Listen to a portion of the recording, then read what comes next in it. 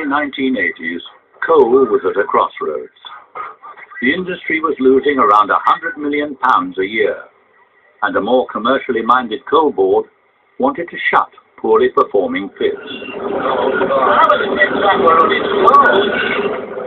But almost 200,000 jobs and whole communities still depended on the industry, and the miners' union opposed any closures merely on economic grounds. The stage was set for a conflict that would change British coal mining forever. He was just waiting, really, that there was going to be a strike at some time or some big issue. Every autumn he got round, it was going to be the annual overtime bank going on, and he went to this ding-dong battle about wages or whatever it was. And that happened in 82, it happened in 83, and then of course the strike kicked off in March 84. The strike started when it emerged Corton Wood Colliery in Yorkshire would shut. Within days, pickets were forming outside pits across the region. No reason why that pit should shut. It's trying to shut it purely on economic grounds. So are the men here prepared to fight? But aren't there alternative jobs offered? No. No, we haven't been offered, no. This area, there's no jobs around this area. There's only pits holding this area together. If this pit goes, it'll be like a plague all up valley. The coal board then announced plans to further reduce capacity throughout the industry. Urged on by the National Union of Mine Workers, the strike spread across the country.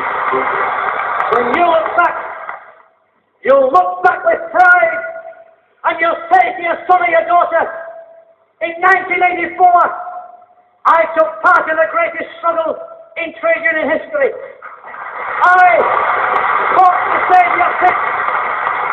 I fought to save the job.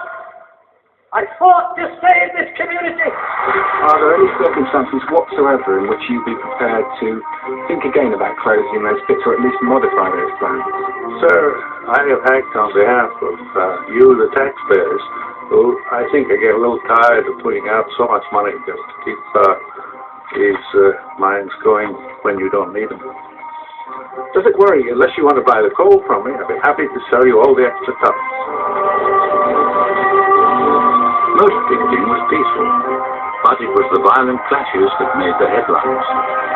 I've never been as terrified in my life as I was running across them fields with them horses behind me. It was just like a battleground. It was like being in a war. All you could do was just hope that when you could run fast enough and get out of the way. Striking miners had a long battle on their hands. Coal accounted for more than 2/3 of the fuel used for electricity in the UK, but supplies had been stockpiled. When the dispute reached a stalemate, many mining families faced months of hardship. You can usually manage to buy about £1.50 a month, and maybe 2 packets of liver a week, which is, pretty cheap. So we're just about coal. The parents might to get us a few quid, or my father-in-law was quite good to us. But that's what we have to do to get through. It were beg and borrow. I'm not going to say steal, but we might steal a little bit. As the months passed, some men started to return to work, but they faced fierce opposition from striking miners. I felt like I was in a gallows. I made my way up the path, and the doors open, and the driver was there with a crash helmet on, and his chaperone. That was the most scariest thing I'd ever lived through. Even to this day, I've never gone through anything scarier than accidents. I was getting palpitations as we were nearing to the bridge. It goes over into Pit Yard. Oh, crikey, when we went over that bridge, and seeing, it must have been probably 2,000 or 3,000 pickets on either side of the road, and it was a quarter-mile drive, and they were shouting, and we thought it was death, and I can still hear it today. I was petrified, and anybody that goes through a picket line said, I wasn't scared, the line. Most strikers saw anyone going back to work as a traitor. He's become a mercenary. Listen, I hold my principles very high. I don't put a price on him. He's sold out. So I'm afraid I've not got much sympathy for him. If this was a war, he would be shot as a traitor, going over to the other side. The pit was the key to the entire community. Even geographically, the pit was the biggest thing in the area. Psychologically, growing up as a child in these villages, the pit was the backdrop to your life. The nearest hillside was the pit tip. Economically, the pit was the main driver of those communities.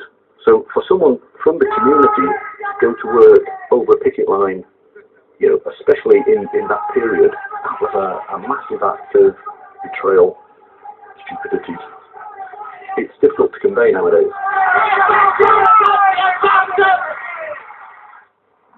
Some miners broke the strike because they were desperate for money. Others were unhappy a national ballot hadn't been called. In areas like Nottinghamshire, many miners didn't strike at all because they believed the dispute wasn't legitimate. We've been called traitors, and we hadn't traited anybody. We hadn't stabbed anybody back. We'd not done one thing, said we were going to do one thing and done another. We've not betrayed anybody. All we want to do is to uphold this fundamental right to work. Before the next part of our comedy hour, we're going over to the newsroom for a report from Jan Levy. By 1985, the negotiations had failed to bring an agreement, and the trickle of men going back to work was steadily increasing. In March, almost a year after it started, there was a meeting to decide the future of the strike. The miners' strike is over. The NUM is recommending all its members to go back to work on Tuesday. Voting at today's special delegate conference was declared a few minutes ago. 98 to 91 in favour of an organised return. The strike itself will be over on Tuesday and there'll be a disciplined vote. 2 days later, most, but not all, miners returned to work.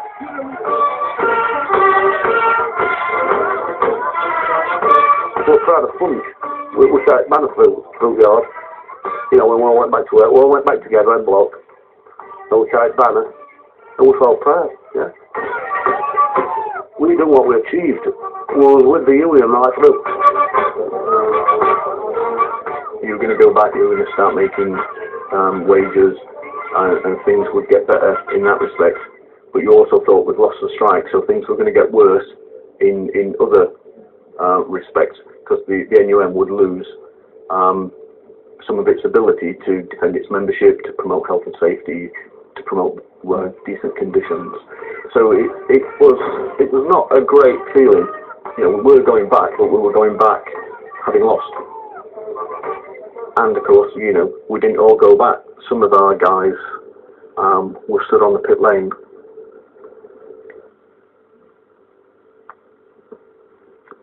And these guys had lost their jobs.